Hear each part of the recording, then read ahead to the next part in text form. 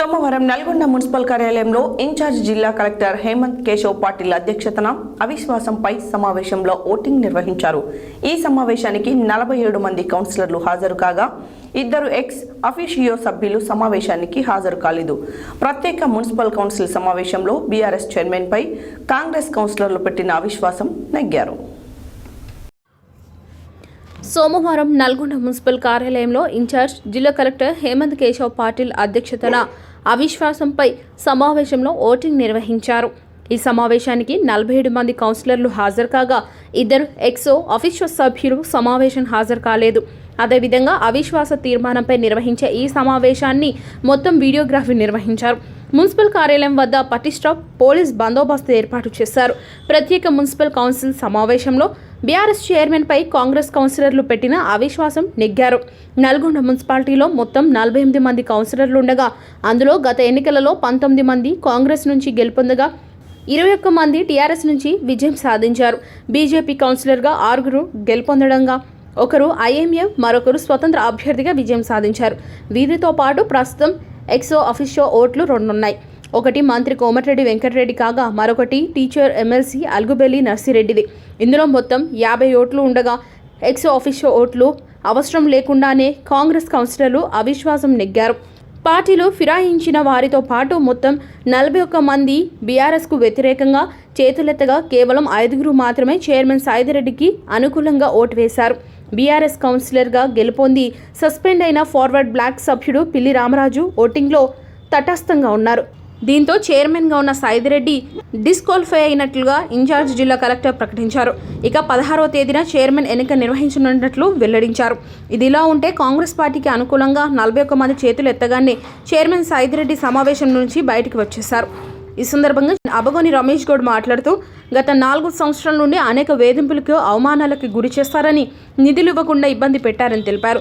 సొంత నిర్ణయాలు తీసుకుని ఇష్టం వచ్చినట్లు ఒంటెద్దు పోకడాలకు వెళ్లారని, గతంలోనే వీరికి వ్యతిరేకంగా క్యాంప్ ఏర్పాటు చేశామని తెలిపారు. ఒక మహిళా కౌన్సిలర్ ఇంటిపైన దాడి చేసిన దుర్మార్గులు వీరని, ఉన్న 21 మందిలో 16 మంది వారికి వ్యతిరేకంగా ఉన్నారని, ఇలాంటి సందర్భంలో విప్ ఎలా జారీ చేస్తారని, మొత్తం ఉన్న సభ్యుల్లో 41 మంది ఆయనకి వ్యతిరేకంగా ఓటు వేశారని తెలిపారు. అనంతరం అవిశ్వాసంలో పాల్గొన్న సభ్యులకు ధన్యవాదాలు తెలియజేశారు.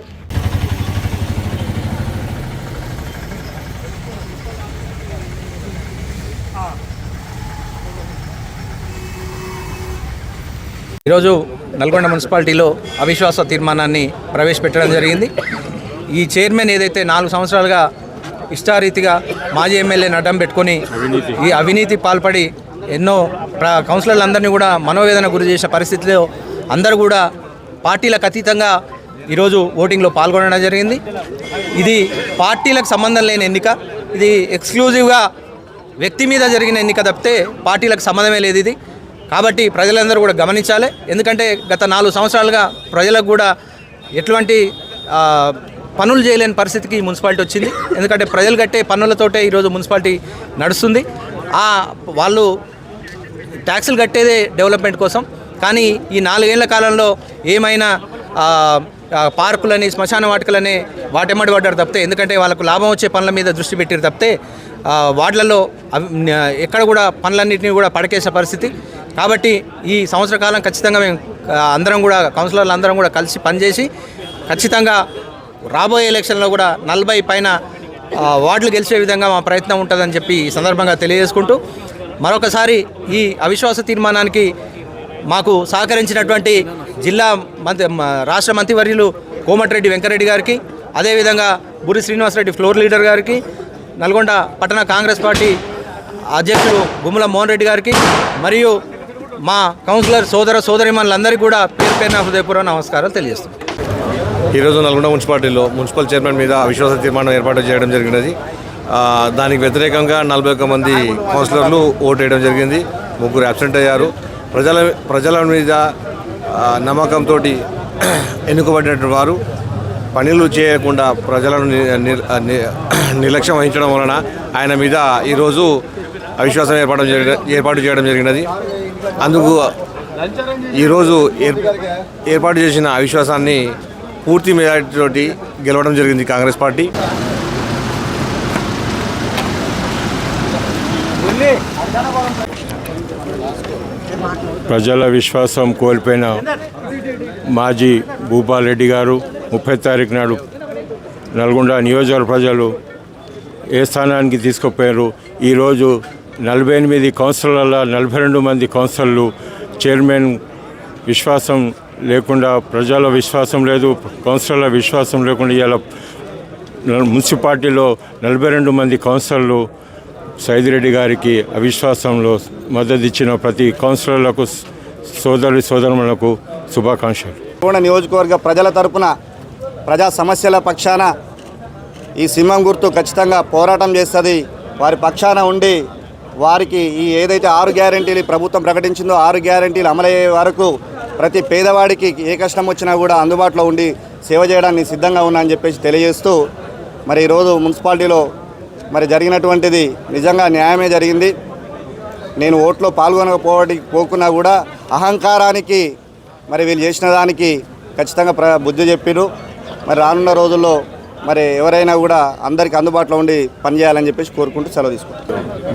ఈరోజు నల్గొండ మున్సిపాలిటీలో అవిశ్వాస తీర్మానం చైర్మన్ మీద పెట్టడం జరిగింది.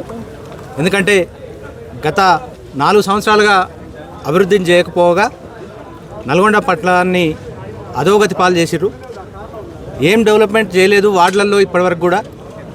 ఖాళీ 4 సంవత్సరాల పేరు మీద 25 లక్షల పని తప్పితే ఏం చేయలేని దౌర్భాగ్య పరిస్థితిలో ఈ మున్సిపాలిటీని పడేసిర్రు. ఈ మున్సిపాలిటీకి సంబంధించిన నిధులన్నింటినీ కూడా పక్కదారి పట్టించి వార్డులలో డెవలప్మెంట్ చేయకుండా ప్రజలు కట్టిన పన్నులను కూడా వాళ్లకు సౌకర్యాలు కల్పించలేని పరిస్థితిలో నల్గొండ మున్సిపాలిటీని తయారు చేసిర్రు. అందుకనే ఆయన మీద వ్యతిరేకంగానే మేము గత 2 సంవత్సరాల కిందనే ఆయన మీద వ్యతిరేకంగా మీటింగ్ను కూడా బహిష్కరించడం జరిగింది.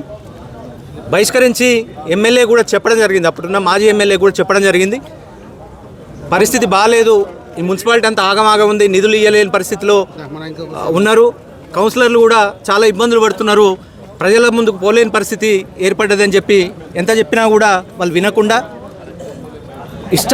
ఇష్టారీతిన ఒంటెద్దు పోకడలు పోవడం జరిగింది. చైర్మన్ అప్పటిన మాజీ ఎమ్మెల్యే దాని మీద వ్యతిరేకంగానే మేము పార్టీ కూడా మారడం జరిగింది. ఈరోజు